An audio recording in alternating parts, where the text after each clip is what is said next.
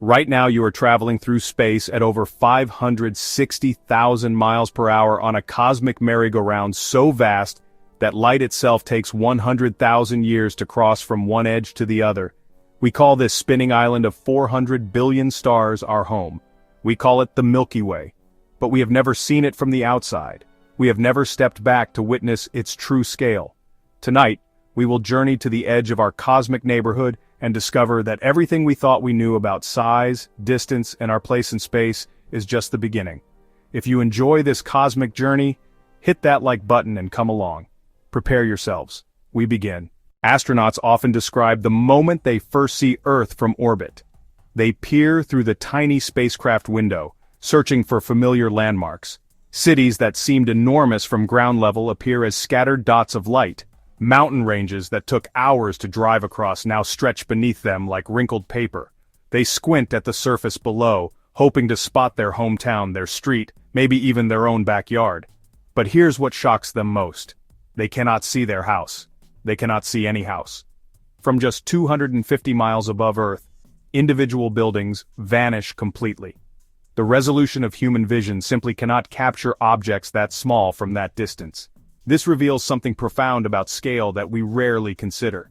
Distance erases detail. From the International Space Station, entire neighborhoods disappear. Cities become fuzzy patches. Countries blend into brown and green smears across the planet's surface. What seemed impossibly large from ground level proves impossibly small from space. Now imagine pulling back further. At 1,000 m up, entire states fade into indistinct shapes. At 10,000 miles, continents start merging into a blue marble, floating in darkness. The Earth that felt infinite when you walked across your backyard now fits comfortably in your field of view. This perspective trick works both ways though. Just as we shrink when viewed from above, the space around us grows more vast than our minds can grasp. That empty blackness surrounding our tiny planet stretches in every direction for distances that make the width of Earth seem like a grain of sand on an endless beach.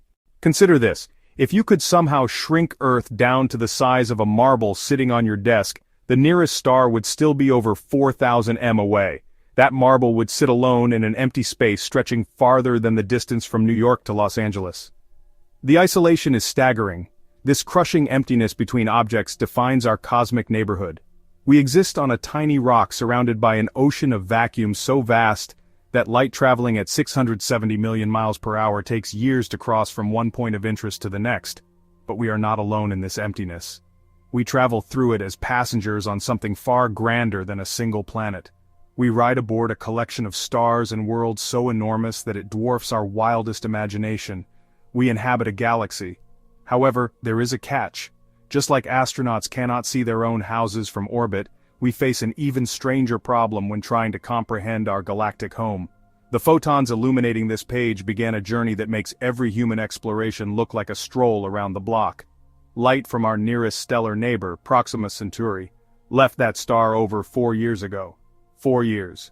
The light hitting your eyes right now began its journey when different people held different jobs, when different songs played on the radio, when the world looked completely different than it does today. This light traveled through the vacuum of space for 4 years to reach you in this moment. Columbus sailed approximately 4,000 miles from Spain to the Americas. That seemed like an impossible distance to his contemporaries. They worried he might fall off the edge of the world. They feared sea monsters and endless storms. 4,000 miles represented the absolute limit of human courage and imagination in his time. The light in your room traveled 25 trillion miles. Let that number settle in your mind. 25 trillion miles. If you could drive a car at highway speed for 24 hours a day, 7 days a week, without stopping for gas or food or sleep, it would take you over 40 million years to cover that distance. 40 million years of non-stop driving just to reach our closest stellar neighbor. This reveals the true scale of our galactic neighborhood. Stars that appear as tiny pinpricks of light in our night sky actually shine as massive nuclear furnaces, many larger and brighter than our own Sunday. They look small only because of the breathtaking distances involved. Space stretches so far between stars that light, the fastest thing in the universe, requires years to make the crossing. Our galaxy contains roughly 400 billion of these distant suns. Some shine just 4 light-years away like Proxima Centauri. Others blaze from distances of 50,000 light-years or more. Each one pumps photons into space, sending light racing across the void toward us. Some of that ancient starlight left its source before humans existed, some began its journey before dinosaurs walked the earth. When you look up at the night sky, you see a time machine. You witness the past broadcasting itself across space. The stars you observe might have exploded centuries ago, but their final light still travels toward you, carrying messages from a cosmos that no longer exists. This creates a strange situation. We live inside something so vast that we can never see it all at once. We experience our galaxy like ants crawling across the surface of a giant clock, able to examine tiny portions, but never able to step back and witness the complete mechanism. The light from the far edge of our galaxy has been traveling toward us for 100,000 years, carrying information about places so distant they might as well exist in a different universe entirely. Imagine holding a single grain of sand between your fingers. Feel its tiny weight. Notice how it barely registers against your skin. This grain measures roughly 1 mm across. You could lose it in the carpet and never find it again. You could blow it away with a gentle breath. It represents one of the smallest objects you can comfortably handle with your bare hands. Now let this grain of sand represent the entire Earth. Every mountain, every ocean, every city, every person who has ever lived gets compressed into this tiny speck. A whole world shrinks down to something you could accidentally inhale. On this scale, what size would your city be? Your neighborhood becomes invisible, your house disappears completely. Your city, even a major metropolitan area like New York or Los Angeles, shrinks to a microscopic bump on the surface of the sand grain. You would need a powerful microscope just to detect it, but we are just getting started with this exercise. If Earth shrinks to sand grain size, our moon becomes a small pebble floating 20 feet away. The sun transforms into a beach ball positioned half a mile down the road. Jupiter grows to the size of a large marble rolling around 3 miles from your position. These distances already stretch beyond comfortable human experience. Half a mile feels manageable. 3 miles requires a decent walk. But the nearest star, Proxima Centauri, now sits 125,000 miles away. You could not drive there. You could not fly there in a commercial airliner. You would need a rocket ship just to reach our nearest stellar neighbor in this sand grain universe. Right now, as you sit reading these words, you are moving faster than any human has ever traveled. You are not simply spinning with Earth's rotation, which carries you eastward at roughly 1,000 miles per hour. You are not just orbiting around the sun with our planet, which adds another 67,000 miles per hour to your velocity. You are participating in something far more spectacular and violent than either of those familiar motions.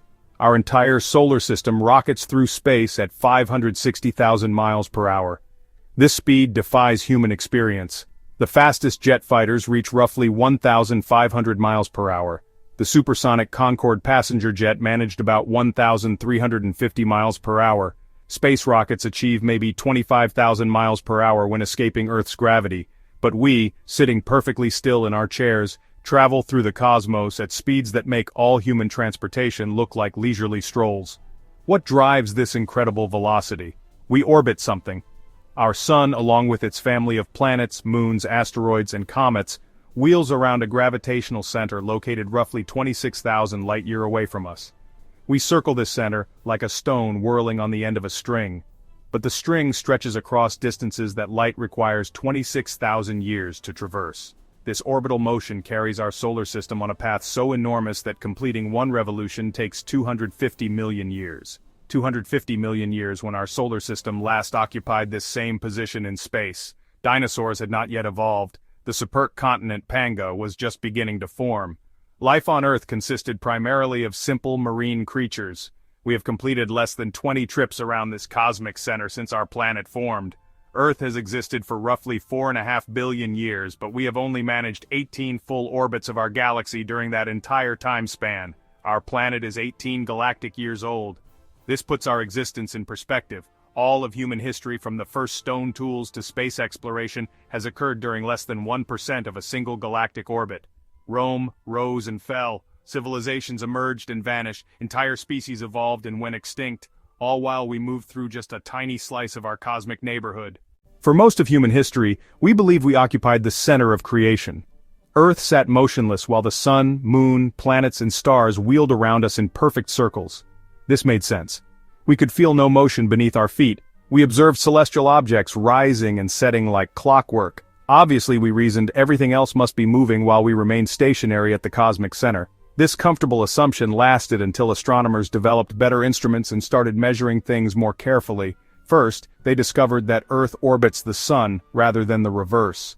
This demotion stung, but at least our Sun might still occupy the center of something larger. Then in 1917, astronomer Harlow Shapley made a discovery that shattered even this modest hope. Shapley studied globular clusters, dense balls of ancient stars that hover around our galaxy like fireflies around a campfire. He measured their distances and mapped their positions in space. What he found shocked the scientific community. These stellar clusters did not center themselves around our solar system. They did not even center themselves around our local region of space. Instead, they clustered around a point roughly 30,000 light-years away from us, in the direction of the constellation Sagittarius. Our solar system sat far out toward the edge of this vast collection like a cabin in the suburbs of a major metropolitan area. We were not at the center, we were not even close to the center. We inhabited the galactic equivalent of a rural outpost. At the exact center of our galaxy lurks something so massive and dense that it warps space and time. Sagittarius, a star. The supermassive black hole at our galactic core contains the mass of 4 million suns compressed into a region smaller than our solar system. 4 million suns. This gravitational monster exerts such powerful attractive force that it holds our entire galaxy together, binding 400 billion stars into a single rotating structure. A black hole this massive creates effects that defy normal experience. Near its event horizon, the boundary beyond which nothing can escape. Space itself gets stretched and twisted into impossible shapes. Time runs slower than it does here on Earth. Clocks would tick more slowly near this black hole than they do in your living room. We cannot see the black hole directly because it traps light along with everything else that ventures too close. But we can observe its effects on nearby objects. Stars that orbit close to Sagittarius. A star reached speeds of over 3,000 mph as they whip around the invisible gravitational anchor. We face a problem that no other astronomers in the universe share. We live inside the thing we are trying to study. Every other galaxy in the universe can be observed from the outside, photographed in its entirety, and mapped from a comfortable external vantage point. We alone must piece together the structure of our cosmic home, from clues gathered while trapped within its boundaries. Imagine trying to map the layout of a vast city, while locked inside a basement apartment with no windows. You could send observers to different street corners to report what they see, but you could never step back to view the whole metropolitan area from above. Harlow Shapley solved this puzzle using a clever trick. He could not step outside our galaxy to measure it directly. So instead, he mapped the locations of globular clusters. Those dense balls of ancient stars that orbit our galactic center like distant streetlights. Shapley knew that these globular clusters surrounded our galaxy in a roughly spherical halo. If he could measure the distances to enough clusters and plot their positions in three-dimensional space, he could outline the invisible boundaries of our galactic home. The clusters would act like survey markers defining the edges of something too large to see directly. This required solving another seemingly impossible problem, measuring distances to objects tens of thousands of light-years away. Shapley accomplished this by studying Cepheid variable stars, special stars that pulse brighter and dimmer in a predictable pattern. Amazingly, the rate at which these stars pulse directly relates to their actual brightness. A Cepheid that pulses slowly shines intrinsically brighter than one that pulses quickly. This relationship gave Shapley a cosmic ruler. When he observed a Cepheid variable star, he could time its pulsing pattern to determine how bright it actually was. Then he could compare that true brightness to how bright it appeared from Earth. The difference between actual brightness and observed brightness revealed the distance because more distant objects always appear dimmer than nearby ones. Using this technique, Shapley measured distances to dozens of globular clusters scattered around the sky. When he plotted their positions, a pattern emerged. The clusters outlined a vast spherical region roughly 100,000 light-years across. Our solar system sat nowhere near the center of the sphere. Instead, we occupied a position about 2/3 of the way toward the edge. This measurement shocked everyone, including Shapley himself. 100,000 light-year exceeded every previous estimate of galactic size by enormous margins.